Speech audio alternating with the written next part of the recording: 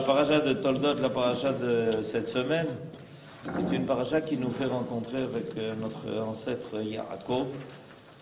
Il y a quelque chose d'assez particulier avec Yaakov, c'est qu'il a droit à 3 noms. Yaakov, Israël et Yeshurun. Vous connaissez le Beth Knesset Yeshurun? Oui. Ben, à la fin de la Torah, il se trouve que on s'appelle déjà Yeshurun. Vaïb Yeshurun Melech. Le mot de Yeshurun apparaît à la fin de la Torah. Alors c'est quand même intéressant qu'on ait un ancêtre qui nous a à nous-mêmes d'ailleurs donné ces 3 noms. On s'appelle Bnei Yaakov, on s'appelle Bnei Israël et on s'appelle en tant que peuple Yeshurun. Et on veut essayer de comprendre aujourd'hui pourquoi, en fait, on a eu on a droit à ces 3 noms et qu'est-ce qu'ils nous apportent, qu'est-ce qu'ils signifient ces 3 noms, qu'est-ce qu'ils indiquent à notre niveau, qu'est-ce qu'ils indiquent au niveau de notre identité, qu'est-ce qu'ils indiquent. Pour cela, on a besoin de suivre l'histoire de Yaakov, qui commence avec son nom de Yaakov, qui ensuite va continuer en s'appelant Israël, et qui va finir, dans les prophètes aussi, par s'appeler Yeshurun. Il y a donc ici un processus qui nous fait progressivement passer du nom de Yaakov au nom de Yeshurun. Et évidemment, ce n'est pas par hasard, on n'a pas d'autres ancêtres qui a eu 3 noms. On sait qu'au début, Abraham s'appelait Abraham, ensuite, Akadosh Baruch Hu lui dit Abraham, et puis Sarai et Sarah.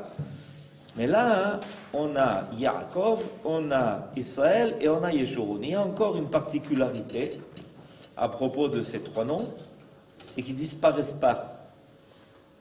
Je m'explique.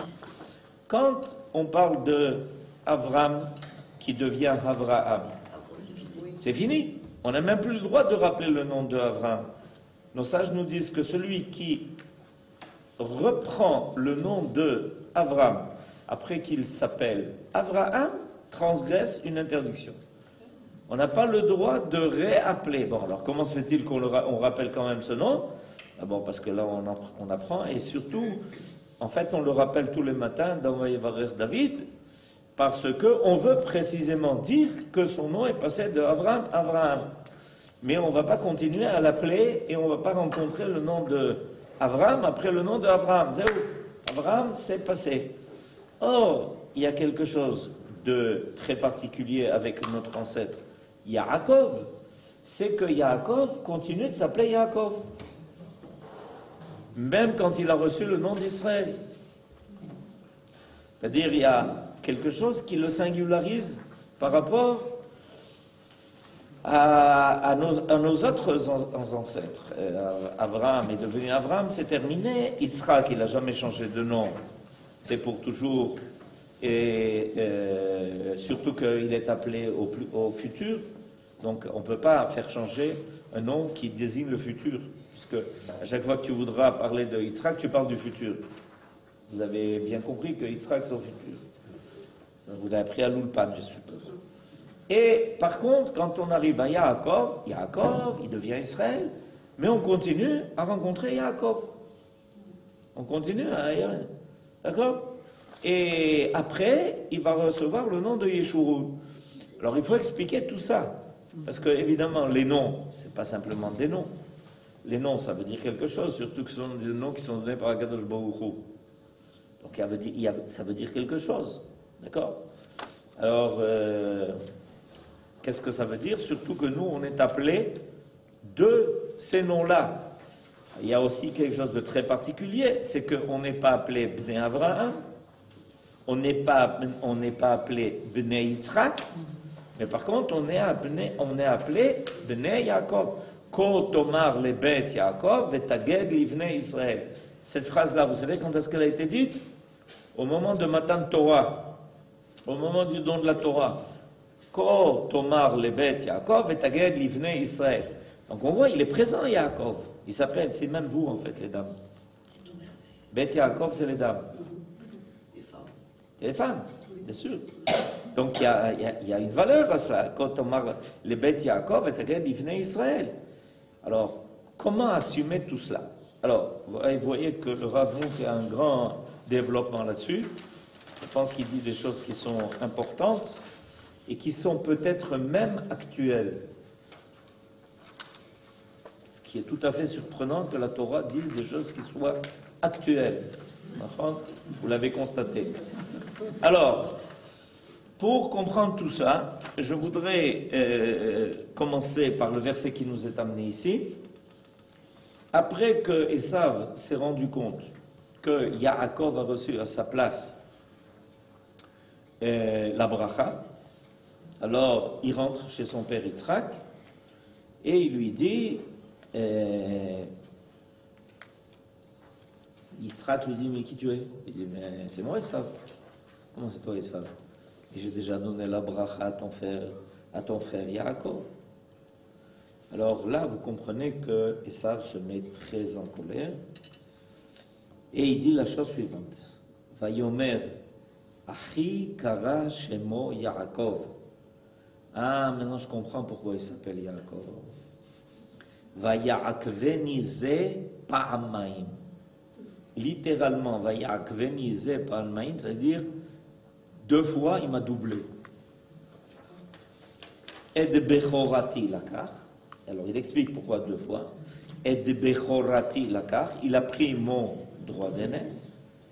Veine ata, et maintenant lakach birkati. Non seulement lakach Bechorati, mais gam lakach birkati 2 fois. Alors là, les commentateurs se posent la question, quelle était l'intention de Esav quand il a dit Vaya'akveni ze pa'amaim, Vaya'akveni. Ayom le'akev, ça veut dire freiner. Ata me'akev oti. Tu m'empêches d'avancer. Alors c'est ce que Esav est en train de dire a priori. Mais on voit que les commentateurs vont expliquer ça différemment. Vaya'akveni, le Targum Onkelos dit, il s'est conduit avec moi avec sagesse. Eh oui. C'est comme ça que le Targum Onkelos le traduit. Je vous dis comment il dit. Vahakamani. Vehakemani. Vahakamani, mais la chante Chochma. Il a été plus intelligent que moi. Voilà ce que Esav avoue devant son père à propos de Yaakov. Il a été plus intelligent que moi. Moi, j'ai renoncé comme ça, tchic-tchac, à mon droit d'aînesse. Lui, il était là, présent, et il a su comment mettre à profit mes faiblesses pour acheter le droit d'aînesse. Et voilà que maintenant, il a réussi aussi, par Chochma, à rentrer à ma place et recevoir la bracha. Top, alors, Esav reconnaît que Yaakov est intelligent, sachez-le. Alors, qu'est-ce que dit le Rav Munk à propos de tout ça? Il fait un long commentaire, et il est important de le savoir, parce qu'il y a des choses qui sont, des leçons qui sont à tirer de ça. Alors, Vayakveni, a priori, bon, comme je l'ai dit tout à l'heure, ça veut dire il m'a doublé, il m'a trompé. Et il dit qu'il faut vérifier quelle est la signification du mot Vayakveni, kanire. Le mot Vayakveni vient du mot Aikev, et Aikev est aussi la racine du mot Yaakov, évidemment. Donc qu'est-ce qu'il est en train de dire? Il est en train de dire, il a bien justifié son nom. Vayakveni, ça veut dire qu'il y a une façon de comportement qui est jacobienne. C'est beau ça, hein? Jacobienne. Voilà, Vayakveni, il s'est comporté comme Yaakov. Il y a une racine dans ce mot-là de Vayakveni, que le mot Yaakov en fait. C'est-à-dire que qu'est-ce que Esav est en train de dire? Mais c'est bien Yaakov que j'ai en face de moi. Il sait comment s'en sortir avec moi. Il a été plus intelligent que moi, d'après le Targum Onkelos. Il y a d'autres commentaires. Et Rashi, et Rabbi Avraham ibn Ezra, on va passer cela et on va passer au paragraphe suivant. Cette définition du nom de Yaakov se voit confirmée par le fait qu'il fut amené à tromper son frère à 2 reprises. Elle forme néanmoins un étrange contraste avec la caractéristique de Yaakov, donnée par le prophète Micha, et reprise par les sages. Il y en a qui disent des philosophes, d'autres qui disent les kabbalistes. C'est confirmé par tout le monde. Titen Emet, les Yaakov. Alors évidemment, ça c'est la grande question. Quand on va définir Yaakov, on va le définir comme Isha Emet. On est bien d'accord? Isha Emet, Titen Emet le Yaakov. Et voilà que Esav dit, mais il est plus intelligent que moi, il sait se servir de toutes les ruses pour arriver à ses fins. Alors, Efor Emet, ça c'est la grande question, évidemment. Alors, la destinée voulut que ce patriarche a la nature droite et intègre, puisqu'il est Yaakov Ishtam, Yoshev Ohalim, habitant paisiblement sous la tente et pris de vérité, eut à lutter durant de longues années contre des adversaires pleins de ruses. Faites attention à cela. C'est intéressant. C'est-à-dire, Yaakov, Isha Emet, qui va rencontrer toute sa vie des gens qui sont bidiouk le contraire du Emet. C'est intéressant. Qu'est-ce qu'il fait à Kadosh Baruch Hu? De supercherie, d'hypocrisie, telle que Esav et Lavan. Il connut ensuite la haine et le mensonge au sein même de ses enfants, puisque les frères vont vendre Yosef, ils ne vont surtout pas dire qu'ils ont vendu Yosef. Et Yaakov va devoir affronter ces situations où pendant des années, il ne va plus avoir son fils bien-aimé qui était le Béchor de Rachel, d'accord, qui disparut et on lui amène une tunique trempée dans du sang pour lui dire, tu sais, il a été dévoré, et Yaakov doit assumer ça pendant des années. Donc c'est intéressant.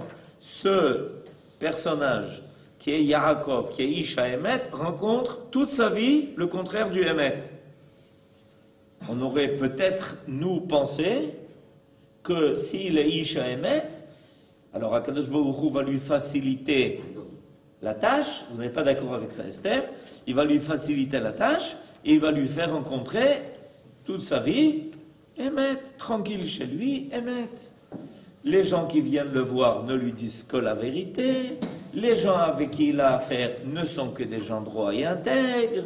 Voilà ce qu'on aurait pu peut-être penser, parce que on pense que des fois la providence, c'est de nous mettre sur un chemin qui est facile. Non. Et voilà que la Torah nous réserve une surprise. Il nous dit, écoute, c'est pas comme ça que ça se passe. Et quand ça arrive, on est toujours très surpris d'ailleurs. Ça fait des milliers d'années qu'on est surpris de ça. De voir que Yaakov, Isha Emet, il est toute sa vie obligé de lutter et de se trouver en face de gens qui ne sont pas Emet, mais Anien. Et ça continue, évidemment. Mais il faut comprendre pourquoi finalement Yaakov, tout ce qu'il va obtenir,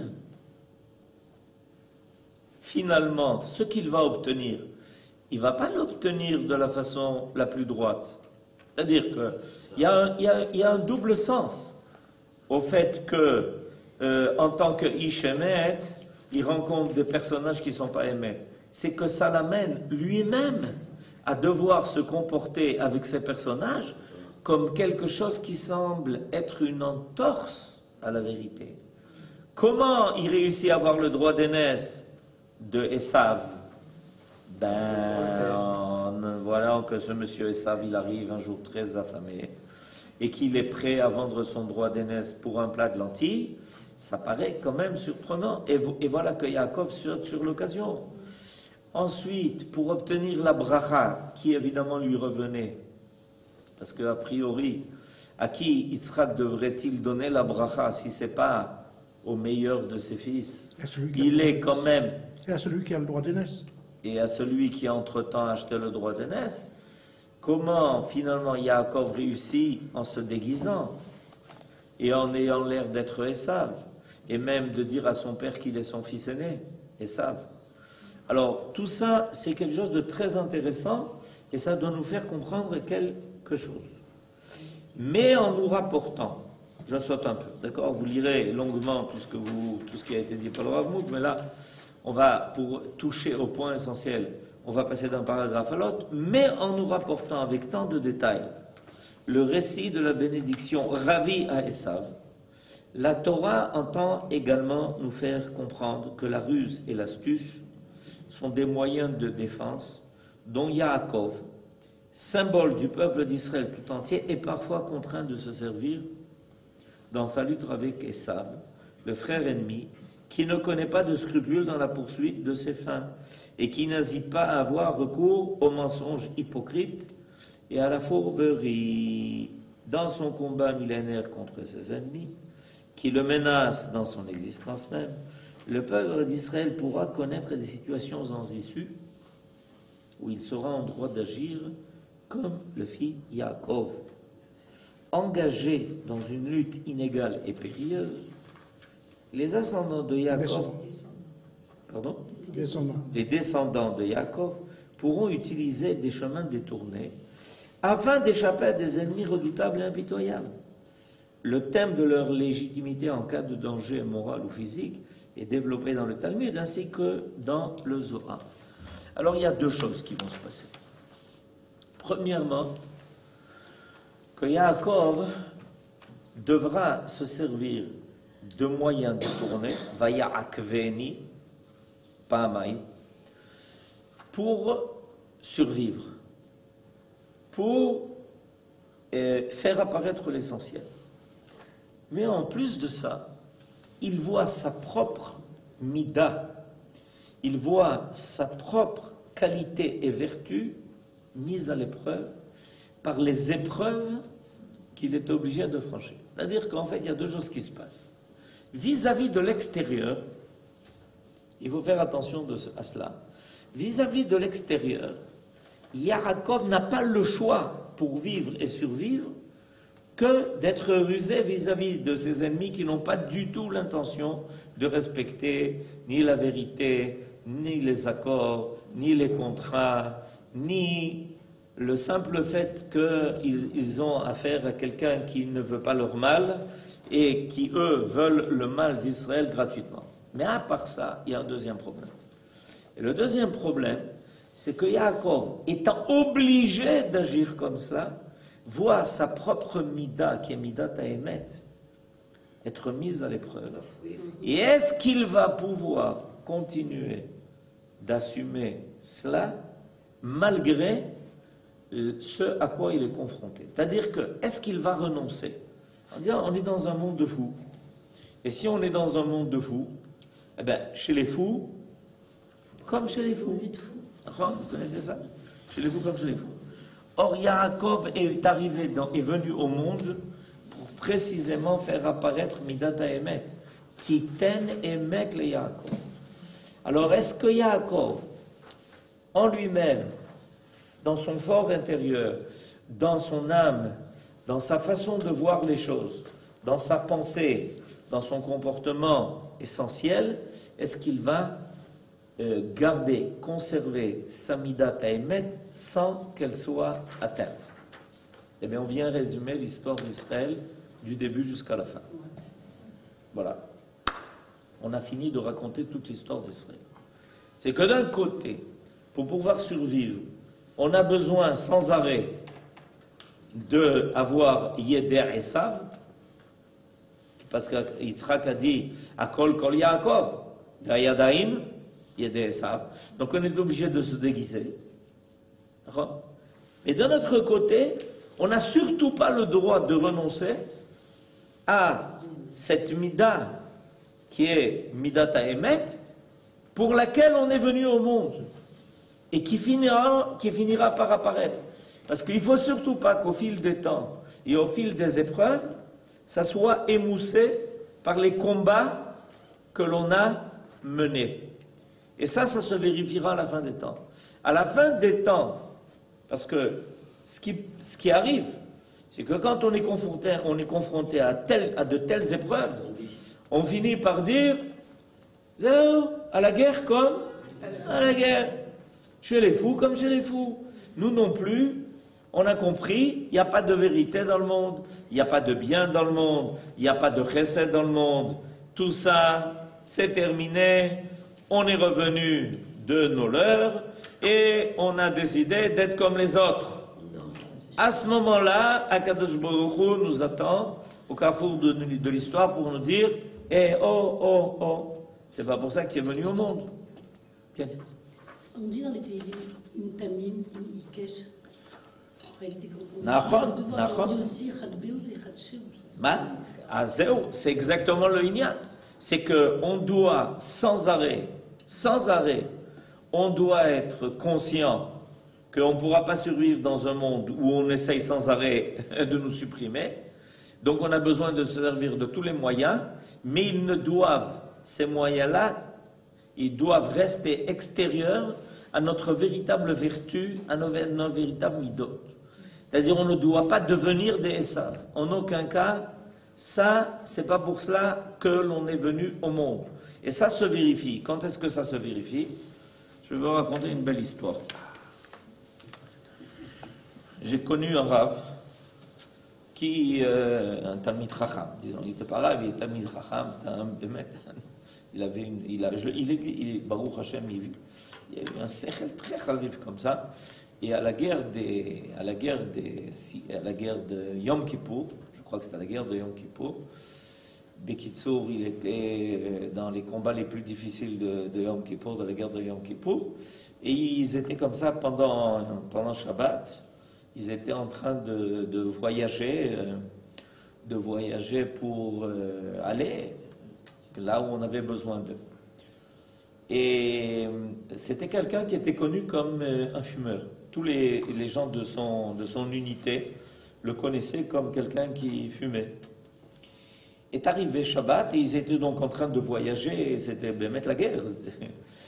Alors il y a un de ses amis qui était avec lui dans le commande-car et il lui dit Yallah, c'est le moment de prendre une petite cigarette pour qu'on se calme parce que ça a l'air corsé ce qui se passe. Alors il lui tend une cigarette Shabbat. Il le regarde, il lui dit non. Alors l'autre il le regarde, ahuri. Il lui dit quoi non? Il lui dit non, c'est Shabbat. Mais quoi Shabbat? Tu vois Shabbat quelque part toi ici? On tire de tous les côtés. On est en train de faire tout ce qu'il faut, on allume les phares, on truc. Tu vois Shabbat? Moi je vois pas Shabbat. Il lui dit non, bah putain, c'est Shabbat, aujourd'hui c'est Shabbat. Il lui dit mais regarde, tu transgresses Shabbat, chaque seconde tu es en train de transgresser Shabbat. Qu'est-ce qu'il lui a répondu? Cette cigarette, c'est mon Shabbat. Cette cigarette-là, c'est ça mon Shabbat. C'est-à-dire, dans tout ça, je n'ai pas perdu le nord. Tout ce que je suis obligé de faire, je fais. Tout ce à quoi on est tenu, même par la halakha, de transgresser Shabbat, parce qu'il y a un pikor nefesh, on est en train de se battre, c'est la guerre. On ne peut pas maintenant dire Shabbat, écoutez, attendez. Cessez le feu pendant Shabbat. Il n'y a pas de cessez le feu pendant Shabbat. Mais tout ce qui n'est pas nécessaire, et tout ce qui n'est pas essentiel à ce qu'on est en train de faire, ça, c'est Shabbat. Gardez cette idée-là, ce principe-là, dans une situation où a priori, tu te dis, c'est fini, tout est permis, quoi, c'est terminé. À la guerre comme à la guerre, à la guerre comme à la guerre, pas en Israël. À la guerre comme à la guerre, pas en Israël. En Israël, Titan et Mekle Yaakov. C'est-à-dire, même quand tu fais des choses qui en général appartiennent à une autre catégorie de personnes parce que tu n'as pas le choix, mais quand tu arrives à cette limite-là, tu dis, eh pas, Titan et Mekle Yaakov, ah putain, c'est Shabbat. Je ne ferai pas un demi-acte qui n'est pas nécessaire à ce qui le Pikuach Nefesh nous réclame. Vous comprenez? Et ça, quand on a ça, alors on sait exactement ce que ça veut dire Titen et Mekle Yaakov. Il y a une chose qu'on fait et on fera une minute après, on ne le fera pas. Pourquoi on ne le fera pas? Parce que ce n'est pas nécessaire, parce que ce n'est pas nécessaire à la survie. Toutefois, ce recours au chemin sinueux, Vayarakveni, Akov, ne peut avoir qu'un caractère temporaire. Yaakov, dont le nom fait allusion à ces chemins, ne conserva pas longtemps son nom. L'Éternel qui le lui avait donné le changea bientôt et lui dit, ton nom ne sera plus Yaakov, mais Israël sera ton nom. Et Rashi explique, le nom de Yaakov désigne un homme qui se tient aux aguets pour prendre quelqu'un par surprise. Ça, jusqu'à présent, c'est Yaakov qui était aux aguets pour acheter le droit d'aînesse de Esav, qui était aux aguets par sa mère pour recevoir la bracha. Mais ça, c'est terminé. Tu porteras le nom d'Israël qui signifie prince, sage et noble. Le changement indique ainsi l'ascension de Yaakov à un niveau plus élevé dans l'accomplissement de sa mission de lutter pour Akadosh Baruch Hu. Lama, Yachar El, Israël. Yachar El. Le but, c'est finalement d'arriver à Elle. Néanmoins, le nom de Yaakov ne disparaît pas encore définitivement. Il apparaît souvent à côté du nom d'Israël. Pourquoi? Les voies et les méthodes qu'indique le nom de Yaakov continuent en effet à être en vigueur pendant les longs siècles de la lutte entre Israël et ses frères, c'est-à-dire entre le monde juif et le monde non juif. C'est-à-dire que, bien qu'on nous connaisse comme les Israël de la Torah, de la Mishnah, de la Gemara, du Bet Knesset, du Bet Midrash, mais on n'a pas oublié que de temps en temps, on doit redevenir aussi Yaakov. Ce n'est qu'à la fin des temps que le troisième nom, celui de Yeshurun, se substituera entièrement à celui de Yaakov. Car le nom Yeshurun signifie droiture. Il vient du mot Yachar. Yeshurun, c'est quelqu'un qui toute sa vie n'est plus que Yachar. On est passé de Yaakov à Israël, mais Yaakov continue d'appeler Israël. Yaakov continue d'accompagner Israël et de s'appeler Israël.